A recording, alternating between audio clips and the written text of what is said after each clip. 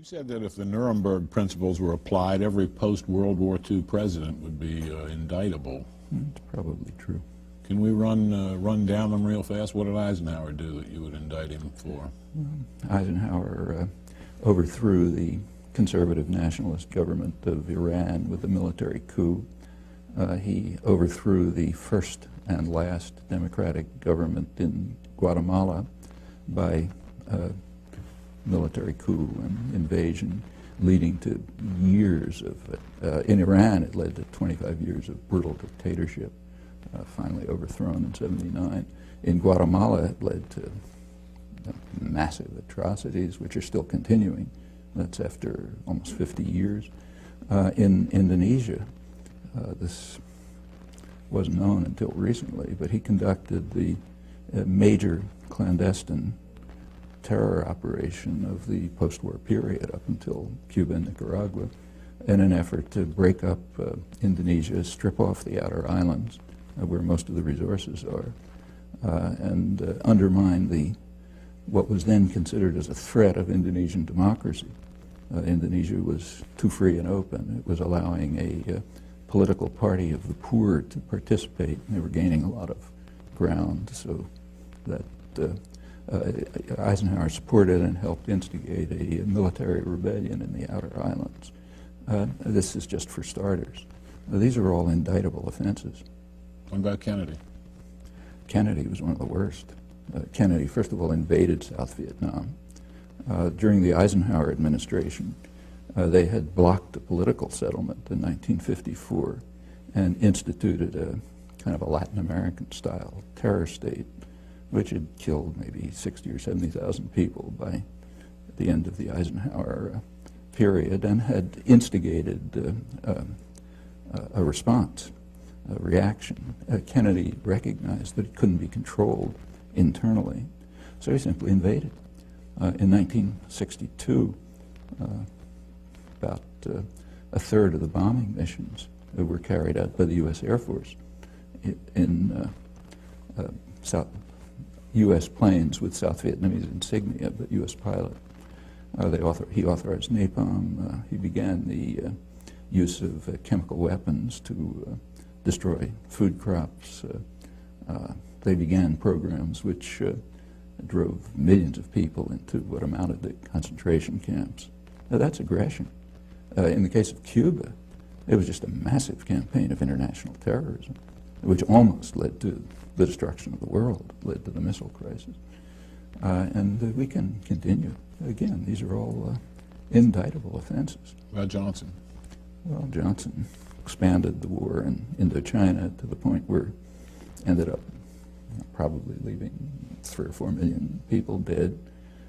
He invaded the Dominican Republic to block what looked like a potential democratic revolution there, supported the Israeli occupation in its early stages. Again, we can go around the world. Take, say, Carter. You know, I'll get there, but Nixon's next. Nixon we don't even have to talk about. we can skip that one, okay? But Ford, then Ford. Well, Ford was only there for a short time, but long enough to endorse the Indonesian invasion of East Timor, which became about as close to genocide as anything in the modern period. They pretended to oppose it, but secretly supported, in fact, not so secretly. The U.S., immediately after the invasion, the U.S. did join the rest of the world in formally condemning it at the Security Council.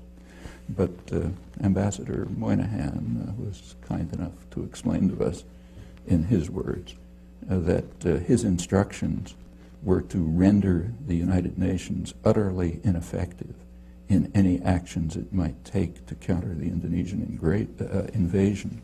And he says proudly that he did this with considerable success. His next sentence says, in the next few months, it seems that about 60,000 people were killed. And then he goes off to the next topic. That's the first few months, went on to probably hundreds of thousands. Formally, the U.S. announced a boycott of weapons, but secretly it increased the supply of weapons, including counterinsurgency equipment, so that the Indonesians could consummate the invasion. That's just a short period in office, but that's indictable. Seriously, in fact, that's a major war crime. Carter? Carter increased, as the Indonesian atrocities were increasing. They peaked in 1978. Carter's flow of weapons to Indonesia increased when Congress imposed human rights restrictions. By then there was a human rights movement in Congress to block the flow of advanced weaponry to Indonesia. Carter arranged through Mondale, vice president, to get Israel to send U.S. Skyhawks to Indonesia to enable Indonesia to complete what turned out to be near genocide, killing maybe a quarter of the population or something. In the Middle East, Carter just won the Nobel Prize. His great achievement was the Camp David agreements. The Camp David agreements are presented as a diplomatic triumph for the United States. In fact, they were a diplomatic catastrophe.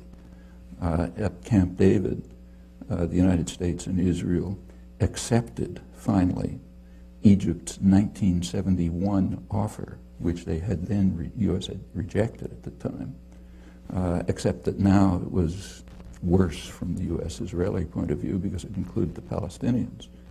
In order to get Israel to accept Egypt's 1971 offer, after a major war and atrocities and so on, Carter raised aid, military and other aid to Israel, to more than 50% of total aid worldwide. Israel used it at once in exactly the way they said they were going to do, as every sane person knew, as an opportunity to attack their northern neighbor, first in 1978, then in 1982, and to increase integration of the occupied territories. And that's for starters. We can continue. Reagan? I don't think we have to talk about that one either. I mean, Reagan is the first president to have been condemned by the International Court of Justice for what they called the unlawful use of force, meaning international terrorism, in the war against Nicaragua. Again, that's just for starters. They also, the Security Council endorsed it in 2 resolutions, both of which were vetoed by the United States. Bush won. Well, we can begin with the invasion of Panama. The invasion of Panama, which, according to the Panamanians, killed about 3,000 people, since it's never investigated. We don't know if that's true or not. This was done in order to kidnap a disobedient thug who had been supported by the United States right through his worst atrocities. Noriega, who was brought to Florida and tried for crimes that he committed mostly on the CIA payroll. Okay, that's aggression.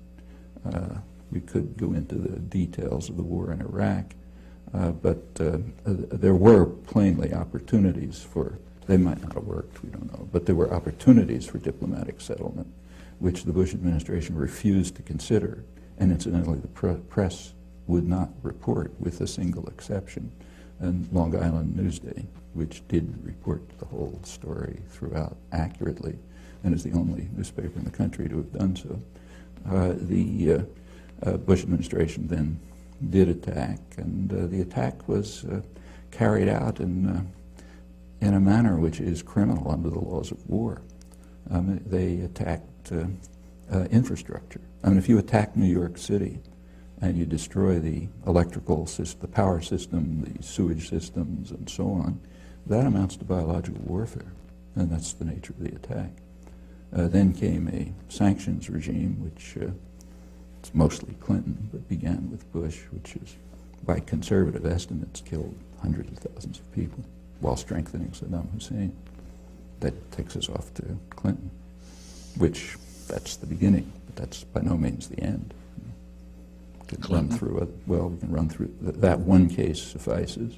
All right. But there are plenty of others. Bush too? Let's go on with Clinton. Okay. And one of Clinton's minor escapades, very minor, was sending a couple of cruise missiles to the Sudan to destroy what they knew to be a pharmaceutical plant. There was no intelligence failure. According to the only estimates we have from the German ambassador and the regional director of Near East Foundation, who does field work in Sudan, both of them estimate several tens of thousands of deaths from one cruise missile attack. It's pretty serious. If somebody did that to us, we'd regard it as bad news. And again, we can continue. In the Middle East, for example,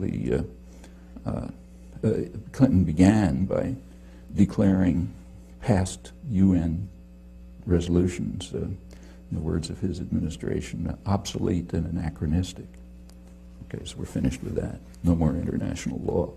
Then comes a period called the peace process, except that during the peace process, Israeli settlement, which means settlement paid for by the U.S. taxpayer and supported by U.S.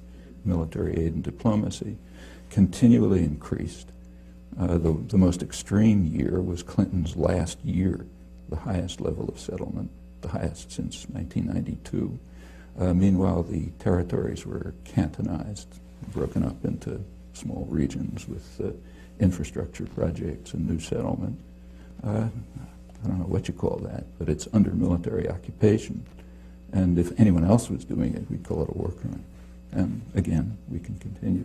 I wish to, I don't think we have to discuss.